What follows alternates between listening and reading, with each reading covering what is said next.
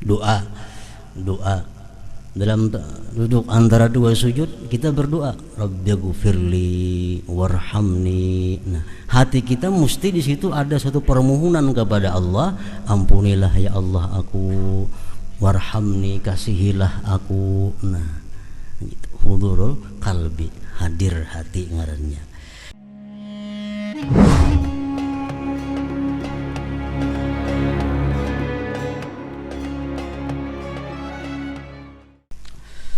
Qala al-musannif al-imam al-arif billah hujjatul islam Abu Hamid Muhammad bin Muhammad al-Ghazali rahimahullah wa nafa'ana bi ulumih. Keutamaan khusyuk. Allah Ta'ala berfirman, wa aqimis salata li dzikri. Surat Taha ayat 14. Artinya, dirikanlah salat, dirikanlah sembahyang untuk mengingat aku. Mengingat Allah Subhanahu wa Ta'ala di dalam sembahyang itu merupakan bagian daripada khusyuk. Para ulama menjelaskan atau menerangkan apa yang dimaksud dengan khusyuk di dalam sembahyang itu. Mereka berkata, khusyuk itu adalah sukunul jawarih ma'ahuduril qalbi. Sukunul jawarih ma'ahuduril qalbi artinya tentram, tenang anggota-anggota tubuh beserta hadirnya hati. Nah, itu disebut khusyuk.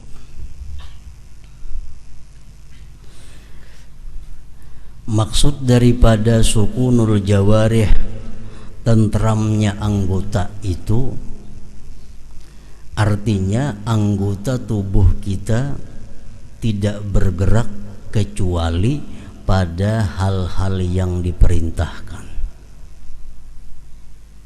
Kepala, tangan, mata, batis, seluruh tubuh kada bergerak kecuali gerakan itu diperintah.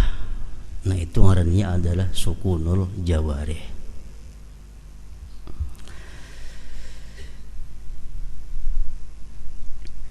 Ma'ahuduril qalbi, beserta hadirnya hati. Artinya hati hadir itu an la yatafakkara illa fi ma'na ma yaquluhu min qiraatin au zikrin au du'a.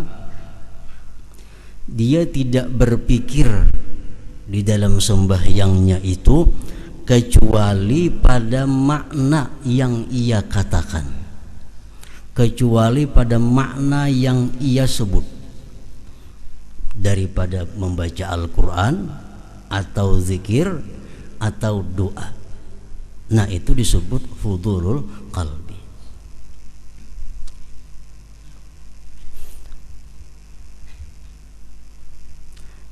Contohnya, kita membaca wajjahtu wajhiya lilladzi fataras samawati wal ard. Nah, sewaktu kita membaca wajjahtu wajhiya, itu hati kita memikirkan apa yang kita baca. Wajjahtu wajhiya lillazi, aku hadapkan wajahku, lillazi fataras samawati wal ard, bagi Tuhan yang menciptakan langit dan bumi. Nah, jadi hati kita mesti memikirkan apa yang dibaca oleh mulut kita. Itu ngarannya adalah hudurul qalbi. Kalau kita membaca misalnya alhamdulillahi rabbil alamin, hati kita ingat kepada kubur. Nah, itu bukan disebut hadir qalbi, karena kubur itu kada ada sangkut pautnya dengan alhamdulillah, walaupun kubur ini bagian daripada akhirat. Kita mengata alhamdulillah, hati kita ingat waktu kita berjalan di siratal mustaqim. Itu ngarannya kada hadir hati, karena siratal mustaqim itu lain dengan alhamdulillah. Jadi kalau kita mengata alhamdulillah, dalam hati kita tidak ada lain selain memikirkan bahwa segala puji itu bagi Allah.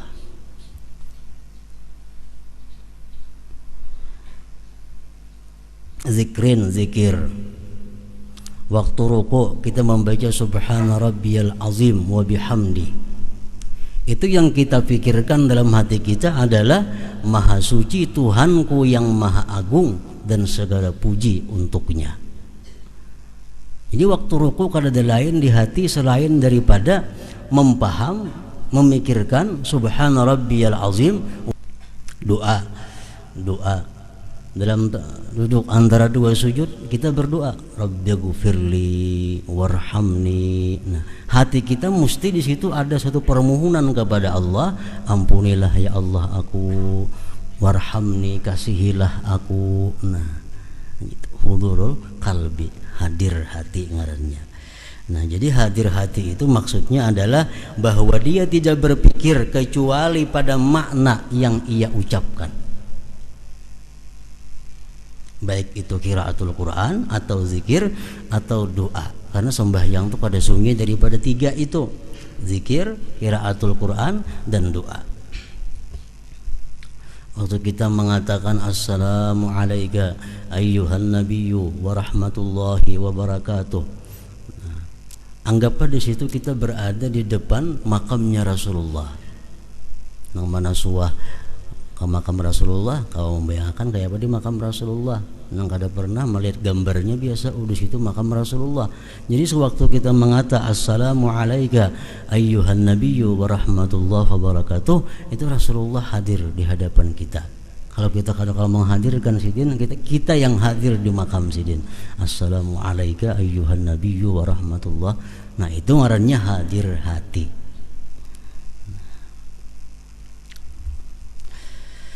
Jadi ingat kepada Allah di dalam sembahyang itu merupakan bagian daripada khusyuk. Artinya dirikanlah salat untuk mengingat aku, jar Tuhan. Nah, kedudukan khusyuk di dalam sembahyang, Imam Ghazali mengatakan bahwa khusyuk itu merupakan syarat sah sembahyang. Kalau orang sembahyang itu kada khusyuk, bukan hanya kada diterima tapi kada sah.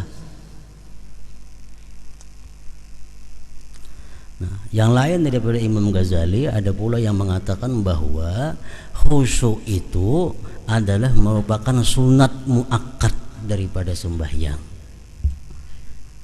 Sehingga kalau seseorang itu kada khusyuk, sembahyangnya sah namun dia dianggap kada berpahala.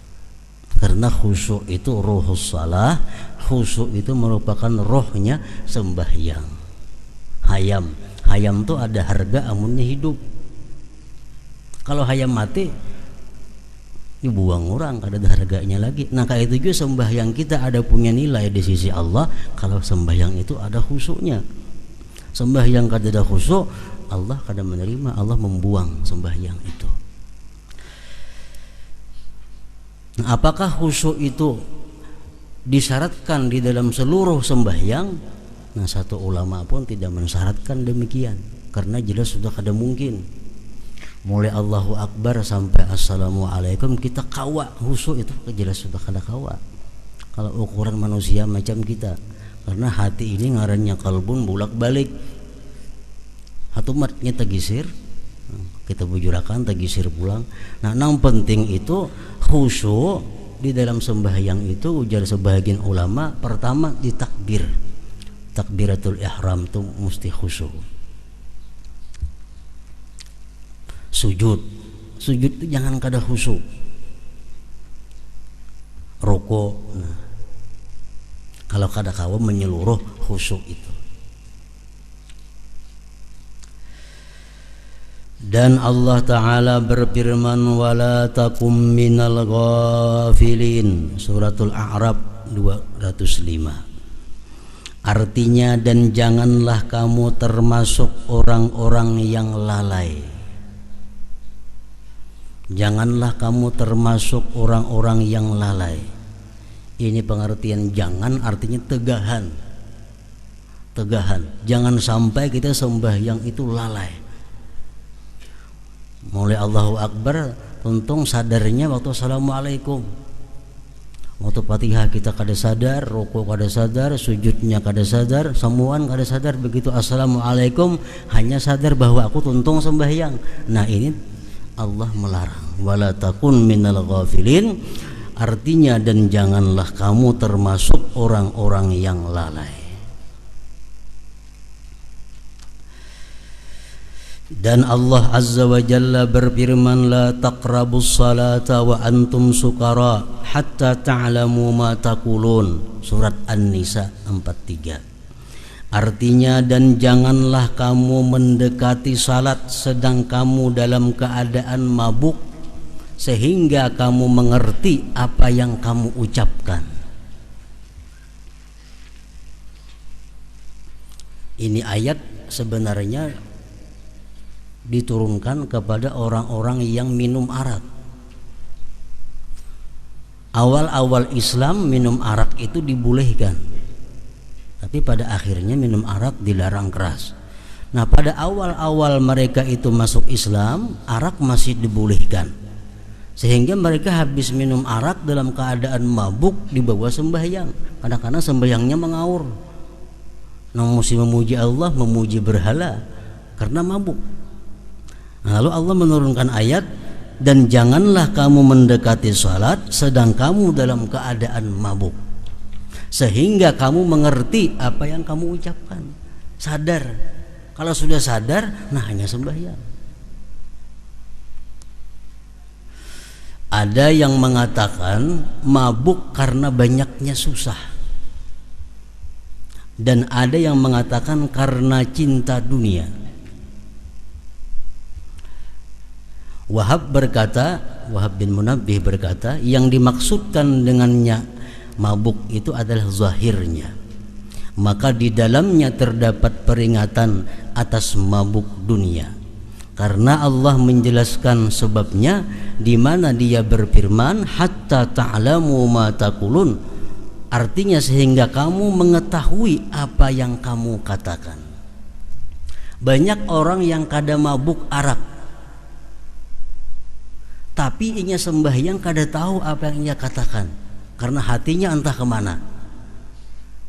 Nah jadi artinya dimaksud mabuk itu bukan hanya mabuk arak, mabuk apapun yang menyebabkan kita lupa terhadap apa yang kita baca, kada sadar dengan apa yang kita kerjakan, dihukumkan mabuk juga. Dia berfirman hatta ta'lamu ma taqulun, artinya sehingga kamu mengetahui apa yang kamu katakan. Berapa banyak orang yang mengerjakan salat dan tidak minum khamar, padahal ia tidak mengetahui apa yang ia ucapkan di dalam salatnya itu.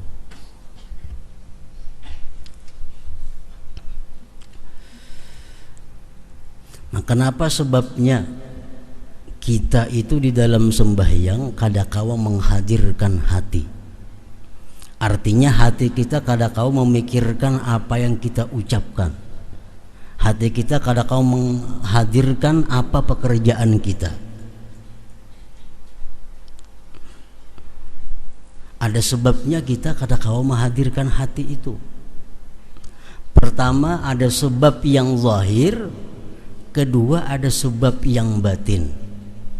Sehingga kita sembahyang itu kadakawa hadir hati.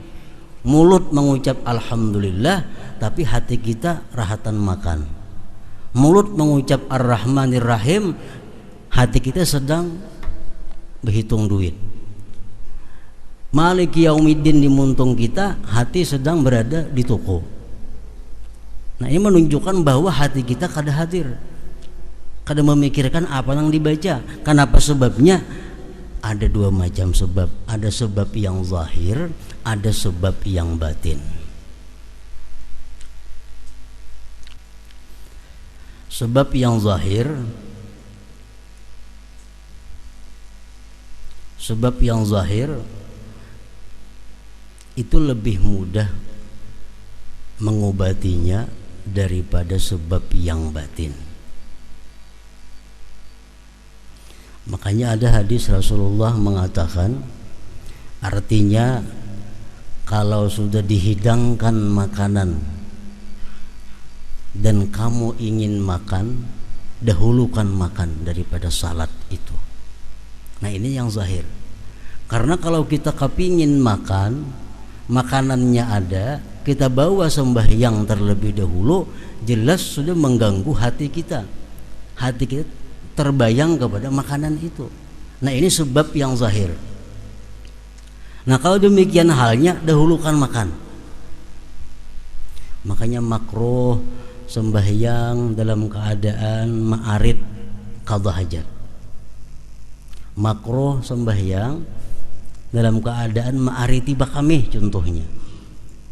Kenapa sebabnya? Karena ini mengganggu hati, mengganggu pikiran. Jadi kalau hendak bakamih dahulu, hanya bawa sembahyang. Jangan diariti sehingga sembahyang itu mengganggu. Sembahyang terganggu pikiran hendak bakamih. Nah ini sebab yang zahir ngarannya. Nah, adapun sebab yang batin yang mencegah kita daripada hadir hati dalam sembahyang itu, ya antara lain tadi adalah hubbud dunia, orang cinta kepada dunia. Orang yang cinta kepada dunia itu artinya orang yang hatinya dipenuhi dengan dunia. Nah ini sembahyang kayak apa juga pun kada kawah khusyuk. Kenapa? Karena pikirannya selalu kepada dunia. Nah ini yang batin ini yang sulit mengobatinya. Sembahyang jangan hendak menghadap kepada gambar. Kenapa? Karena bila kita cangang ke gambar itu, otomatis hati kita mengiringi mata. Kada sadar lagi apa yang kita baca. Nah ini mudah aja mengobatinya, dipacul gambarnya. Ini sebab yang zahir. Yang sulit membuang itu adalah sebab yang batin, di mana hati seseorang itu cinta kepada dunia.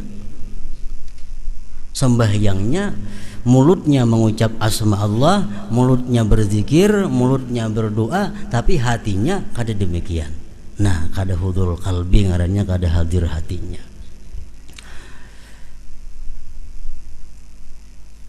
Berapa banyak orang yang mengerjakan salat padahal tidak minum khamar, tetapi ia tidak mengetahui apa yang ia ucapkan di dalam salatnya. Bahkan ada yang kada sadar bahwa dia sedang ruku, ada yang kada sadar bahwa dia sedang sujud, ada yang kada sadar bahwa dia sedang membaca Fatihah. Nah kemana hatinya? Nah ini disebut ngarannya kada khusyuk. Jadi orang khusyuk, orang yang selalu tahu keadaannya. Inya ruku, oh, aku sedang ruku. Sujud, tahu sadar aku sedang sujud, aku sedang di rakaat pertama, aku di rakaat yang kedua. Jadi kadang mau orang khusyuk itu berlebihan sampai yang tak kali 5 rakaat zuhur. Kenapa? Karena selalu tahu aku rakaat pertama, aku rakaat yang kedua, aku rakaat yang ketiga.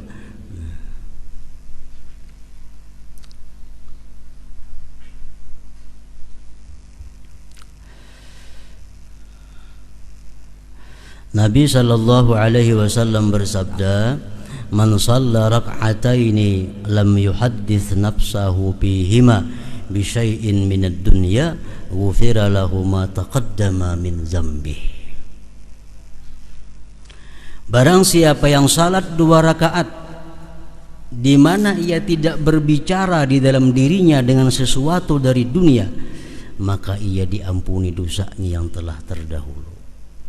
Artinya sembahyang tuh 2 rakaat, kawa kita mulai Allahu Akbar sampai Assalamualaikum kawa. Nah diampuni Allah dosa-dosa kita yang telah lalu.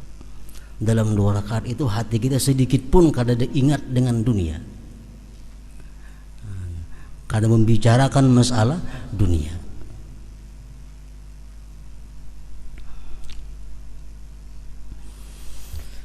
Imam Ghazali mengatakan sembahyang di awal waktu tapi kada khusyuk,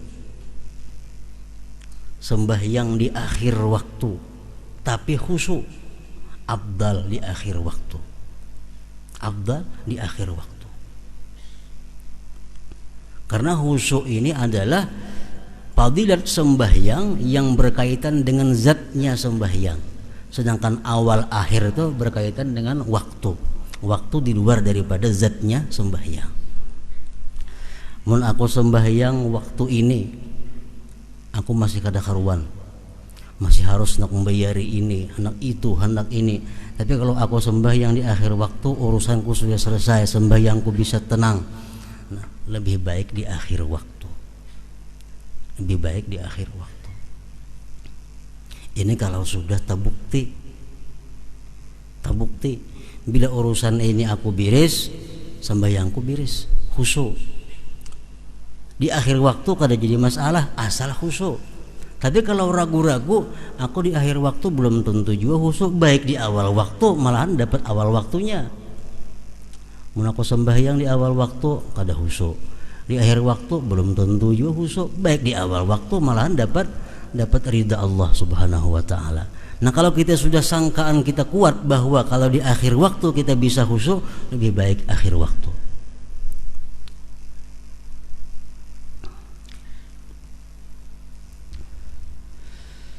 Dan Nabi sallallahu alaihi wasallam bersabda, innamas salatu tamaskunun wa tawadu'un wa tadarru'un wa ta'awuhun wa tanadumun wa tad'u yadayka wa taqulu Allahumma Allahumma faman lam yaf'al fahiya khidajun. Artinya salat itu hanyalah ketenangan. Salat itu ketenangan. Salat itu kada kawa terburu-buru, tegasa-gasa kada kawa sembahyang. Sembahyang itu adalah ketenangan. Yang kedua, sembahyang itu merendahkan diri. Setiap kali kita mengucap Allahu Akbar, Allahu Akbar, Allah Maha Besar, Allah Maha Besar. Nah, itu mengembalikan kepada diri kita bahwa kita adalah orang yang rendah, kita adalah orang yang hina, kita orang yang kecil. Nah, sembahyang itu ada tawadhu'nya. Mendekatkan diri kepada Allah, meratap, menyesal, dan kamu letakkan kedua tanganmu lalu kamu ucapkan ya Allah, ya Allah. Barang siapa yang tidak melakukan hal itu, maka salat itu kurang. Sembahyangnya kada tenang, sembahyangnya itu kada ada tawadhu'nya, sembahyang itu kada ada rasa mendekatkan diri kepada Allah, sembahyang itu kada ada ratapannya, sembahyang itu kada ada penyesalannya. Nah, sembahyang itu dianggap khidaj, kurang.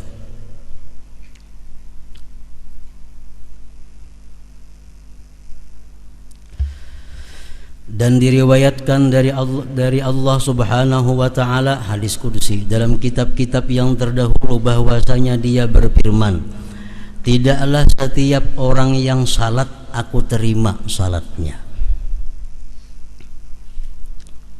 Tidak setiap orang yang sembahyang aku terima sembahyangnya. Aku hanyalah menerima salat orang yang merendahkan diri karena keagunganku dan tidak sombong terhadap hambaku.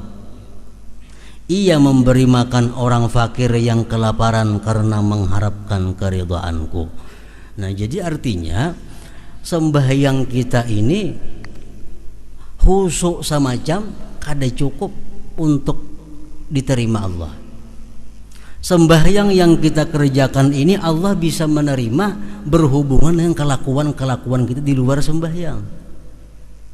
Kalau kita orangnya sombong kepada hamba Allah, kita kada peduli kepada orang fakir yang kelaparan, kita sembahyang walaupun khusyuk, Allah kada menerima juga sembahyangnya. Nah, jadi sembahyang bukan hanya khusyuk diperlukan, tapi akhlak-akhlak kita sebelum sembahyang pun sangat menentukan untuk diterimanya sebuah sembahyang itu.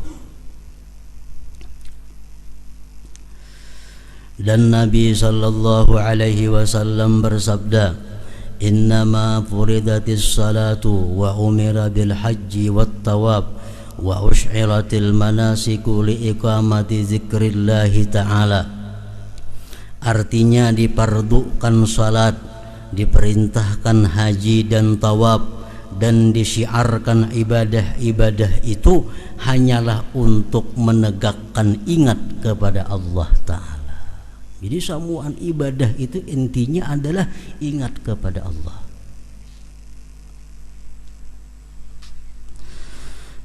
Maka apabila di dalam hatimu tidak terdapat bagi yang diingat Allah, yang adalah Dia yang dimaksud dan dicari suatu kebesaran, dan tidak ada juga haibah, maka apakah nilai zikir ingatmu? Ada nilainya. Artinya kita mulut mengucapkan Allah, tapi dalam hati kita kadang merasakan kebesaran keagungan Allah. Nah, zikir itu tidak ada nilainya. Dan Nabi sallallahu alaihi wasallam bersabda kepada orang yang ia beri wasiat, pesan. Ujar Nabi kita, wa idza shallaita fasalli salata muwaddi'in. Artinya apabila kamu salat, maka salatlah dengan salat orang yang mau berpamitan, meninggalkan, yakni meninggalkan dirinya, meninggalkan hawa nafsunya, dan meninggalkan umurnya, berjalan menuju tuannya. Sembahyanglah kamu sebagaimana sembahyangnya orang yang mengucapkan selamat tinggal. Artinya apa? Kita sembahyang zuhur, kita berkeyakinan, kita berprinsip bahwa zuhur ini akhir sembahyangku, asar belum tahu. Nah, ini salah satu cara untuk membuahkan khusyuk di dalam sembahyang. Aku sembahyang asar. Sembahyang asar ini adalah sembahyang yang terakhir dalam umurku. Sembahyang maghrib belum tahu sampai ke sana umur. Nah, kalau sembahyang asarnya pasti sangat hati-hati, pasti sangat perhatian, karena yang menganggap ini asar sembahyangku yang terakhir dalam hidupku. Maghrib belum tentu, isya apalagi. Nah, itu pesan Nabi kepada seseorang, shalli wa idza shallaita fasalli salata muwaddi'in. Ya ayyuhal insanu innaka kadihun ila rabbika kadham famulaqih. Suratul Insyikak ayat 6. Artinya, wahai manusia, sesungguhnya kamu telah bekerja dengan sungguh-sungguh menuju Tuhanmu, maka pasti kamu akan menemuinya. Allah Ta'ala berfirman, wattaqullaha wa yu'allimukumullah. Artinya, dan bertakwalah kepada Allah, dan Allah mengajarmu. Dan Allah Ta'ala berfirman, wattaqullaha wa'lamu annakum mulaquh. Artinya, dan bertakwalah kepada Allah, dan ketahuilah bahwa kelak akan menemuinya. Dan Nabi sallallahu alaihi wasallam bersabda, man lam tanhahu salatuhu anil fahsya wal munkar lam yazdad minallahi illa bu'da. Artinya, barang siapa yang salatnya tidak mencegahnya dari kekejian dan kemungkaran, maka tidaklah bertambah dari Allah kecuali jauh. Artinya, orang ini sembahyang, tiap hari sembahyang, tiap waktu sembahyang, tapi kemungkarannya tetap terus jalan juga. Sembahyang kada pernah ketinggalan, munkarnya pun kada ketinggalan juga. Nah, orang ini sebenarnya makin hari makin jauh dengan Allah Subhanahu wa Ta'ala, bukan makin dekat. Kenapa? Sebabnya itu menunjukkan bahwa sembahyang yang dilakukannya itu kada diterima oleh Allah Subhanahu wa Ta'ala. Sebab sembahyang yang diterima Allah pasti mencegah diri daripada berbuat munkar. Orang yang sembahyang itu diterima Allah, mantah hati berbuat yang haram. Orang yang sembahyangnya diterima Allah, tertutup mulutnya untuk berkata-kata yang haram. Orang yang sembahyangnya diterima Allah, tertutup telinganya mendengari yang haram. Kalau masih suka berkata yang haram, mendengar yang haram, pertanda sembahyangnya itu belum diterima oleh Allah Subhanahu wa taala.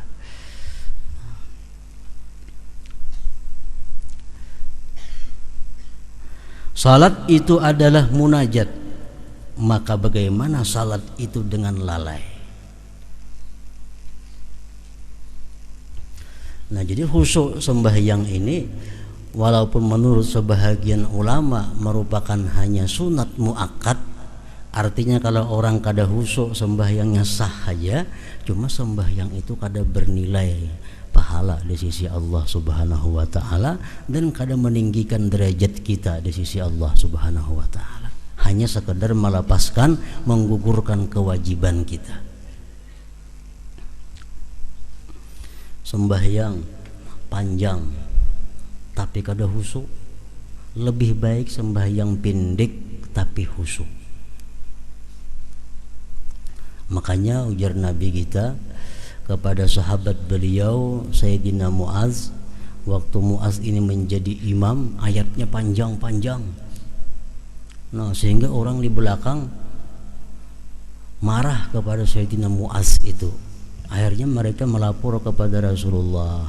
Nah, Rasulullah memanggil Sayyidina Muaz, "Ikam kalau sembahyang jadi imam, bal yuhabbib inting-inting, jangan panjang, karena di belakang itu ada orang yang punya hajat, di belakang ada orang yang kada tahan berdiri lawas, di belakang ada orang yang anaknya sedang guring di rumah, barangkali bangun, di belakang ada orang yang sedang bermasak, macam-macam." Jadi makmum di belakang ini hatinya terganggu. Imam ini panjang baca-bacaan ayatnya, surahnya. Nah, itu mengurangi akan kekhusyuan sembahyang yang di belakang. Jadi sembahyang itu apalagi berjamaah, apalagi makin banyak jamaahnya, makin pindik sembahyangnya, supaya bisa menambah kekhusyuan, kadang mengganggu pikiran orang yang di belakang. Apalagi di belakang harinya panas misalnya, imam saling panjangan membacaan, jelas ada khusus menahan panas itu. Atau harinya di belakang hari hujan, imam bacanya panjang, nah ini mengganggu sembahyang nah di belakang. Pokoknya makin banyak jamaahnya, makin pendek bacaannya. Imam Jumat kah, jangan bulagu-lagu ha. Di belakang tuh kada samuan katuju mendengar lagu, nang mana batis manggatar kada tahu lagu baik laginya. Nah, nahan batis sudah. Jadi bila imam Jumat makin banyak jamaahnya, makin pendek. Latih kayak di Makkah sembahyang Jumat, qul ya qul Allah ya, kadang-kadang ayatnya jamaahnya banyak, orang macam-macam manusia. Nah, kalau sembahyang saurangan sama laman kada apa-apa, itu aja bagi sequranan baca, ada jadi masalah. Nah, jadi kita bukan hanya disuruh berusaha supaya kita khusyuk, dan kita berusaha orang lain pun juga supaya khusyuk makmum itu. Bakar bin Abdullah berkata, "Hai anak Adam, apabila kamu mau masuk kepada tuanmu tanpa izin dan kamu berbicara tanpa penterjemah, maka kamu dapat masuk." Lalu ditanyakan, "Bagaimanakah hal itu?" Ia menjawab, "Kamu sempurnakan wudukmu dan kamu masuk ke mihrabmu, maka ketika itu kamu telah masuk kepada tuanmu tanpa izin dan kamu berbicara kepadanya tanpa penterjemah." Artinya sembahyang itu adalah menemui Allah. Kita sembahyang itu kita menemui Allah. Nah, kita bermunajat kepada Allah, berdialog kepada Allah, minta sesuatu kepada Allah dalam sembahyang itu. Dari Aisyah radhiyallahu anha berkata, adalah Rasulullah sallallahu alaihi wasallam berbicara kepada kami dan kami berbicara kepadanya. Apabila datang salat, maka seolah-olah beliau tidak mengenal kami dan kami tidak mengenalnya, karena sibuk dengan keagungan Allah Azza wa Jalla. Artinya Nabi itu dikisahkan kalau Sayyidin hendak sembahyang, seolah-olah Sidin itu kada patuh lagi lawan kami, seolah-olah kami kada patuh lagi lawan Sidin. Kenapa? Kita waktu hendak sembahyang itu Sidin terbayang keagungan Allah, sehingga yang lain ini kada tahiraukan lagi, kada tahirani lagi.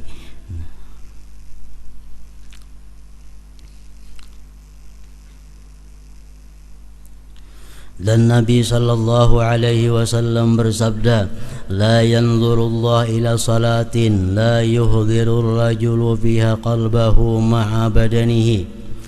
Artinya Allah tidak memandang kepada salat seseorang yang padanya ia tidak menghadirkan hatinya bersama badannya.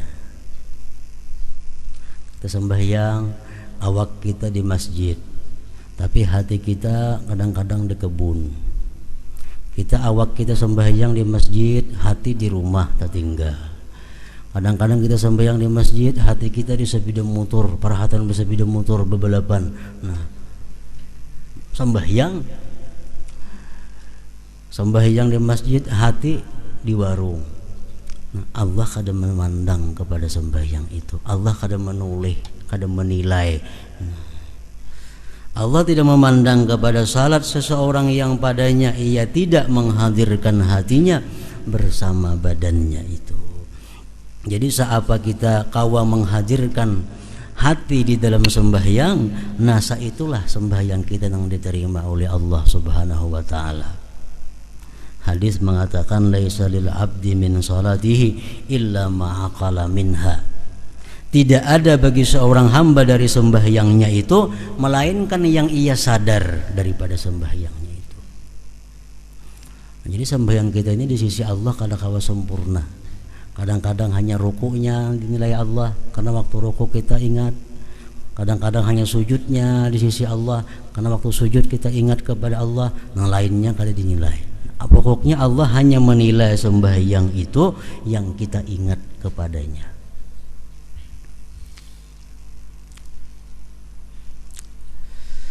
Allah tidak memandang kepada salat seseorang yang padanya ia tidak menghadirkan hatinya bersama badannya.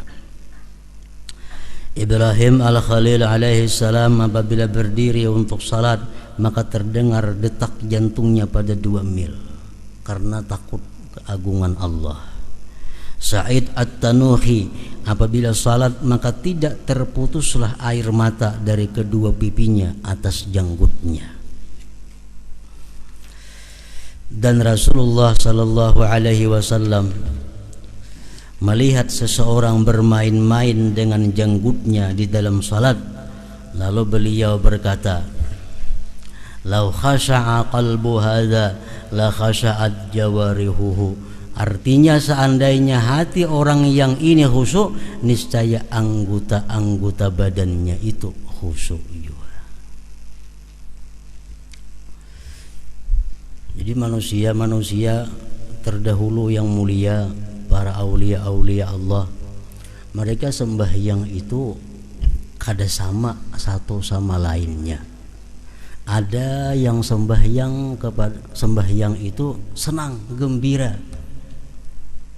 hatinya nyaman menghadap Allah. Ada juga yang sembahyang itu tertangis, kayak tadi kan ada tangis membasahi janggutnya. Nah, ini kenapa berbeda? Sembahyangnya sama, Tuhannya yang disembah sama. Nah, berbeda demikian karena berbeda makam kedudukannya. Yang pertama, kedudukan yang disebut u'budillah ka'annaka tarah. Beribadahlah engkau kepada Allah seolah-olah engkau itu melihat Allah. Nah, orang melihat Allah, orang yang paling lezat. Orang yang melihat Allah, orang yang paling merasakan kenikmatan yang luar biasa.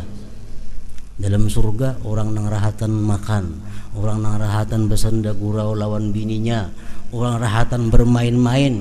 Tapi kalau ada pengumuman bahwa Allah bertajalli, semua meninggalkan menuju kepada zat Allah, memandang kepada zat Allah. Karena memandang zat Allah merupakan puncak segala kelezatan dan kenikmatan. Nah, jadi sembahyanglah kamu seolah-olah kamu melihat Allah. Nyaman artinya. Nah, ini sembahyangnya hatinya gembira, sembahyangnya bersemangat, sembahyangnya nyaman karena dia seolah-olah melihat Allah. Nah, ini kedudukan yang tinggi. Kedudukan yang tinggi. Yang kedua, fa illam takun tarah fa huwa yarak. Jikalau engkau kada bisa seolah-olah melihat Allah itu kada bisa kita macam itu. Ambil nang kedua, Allah melihat engkau. Allah melihat engkau. Nah, kalau kita sembahyang ini merasa bahwa kita dilihat oleh Allah, bisa gugup sembahyangnya, bisa menggetar, ada yang menangis. Nah, itu nang kedua ini, karena mereka kada mampu merasakan bahwa melihat Allah itu kada kau membayangkan, mereka ambil jalan nang kedua, Allah melihat. Jadi mulai takbir sampai salam ini merasakan kada terlepas dari sedikit pun daripada pengawasan Allah.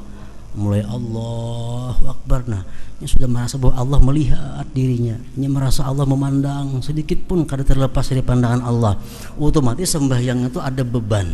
Nah, kita menulis dilihat oleh guru, nah kita ada beban, hati-hati jadinya, takutan tersalah. Nah, kayak itu orang nang sembahyang khusyuk ada dua. Pertama, seolah-olah dia melihat Allah, kalau sembahyangnya nyaman, sembahyangnya nikmat. Atau kalau kada kawa itu merasa dilihat Allah, diperhatikan Allah. Nah, hati-hati sembahyangnya, bacaannya hati-hati, rukuknya hati-hati, sujudnya hati-hati. Hatinya pun takut kalau berpaling daripada Allah, karena dia tahu Allah mengetahui hatinya.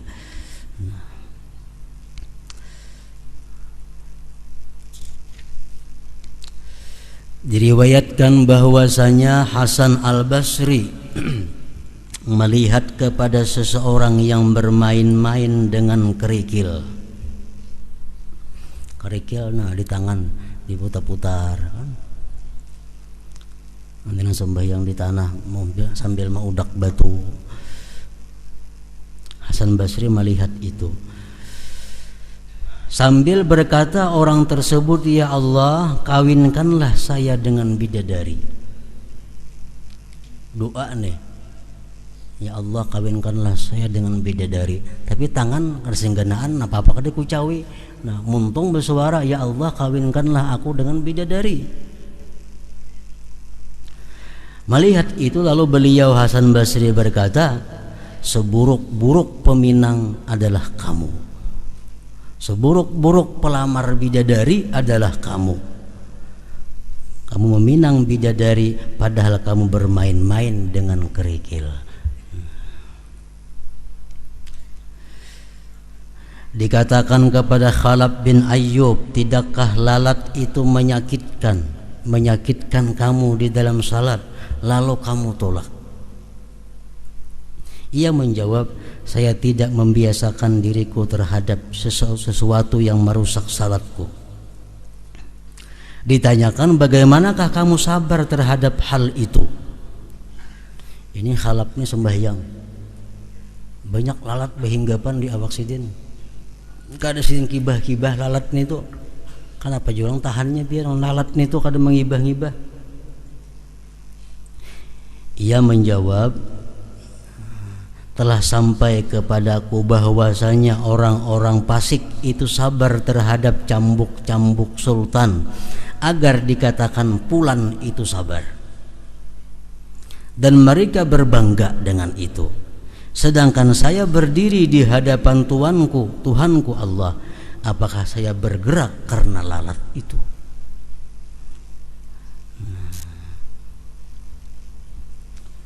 Nyamuk ada di mana kah bandak? Kada wani menapak nyamuk rahatan sembahyang tumbang ibah. Kenapa sebabnya? Karena merasa bahwa sembahyangnya ini diperhatikan oleh Allah. Kada boleh bergerak kecuali kepada yang disuruh oleh Allah. Nah, itu bagian daripada khusyuk juga.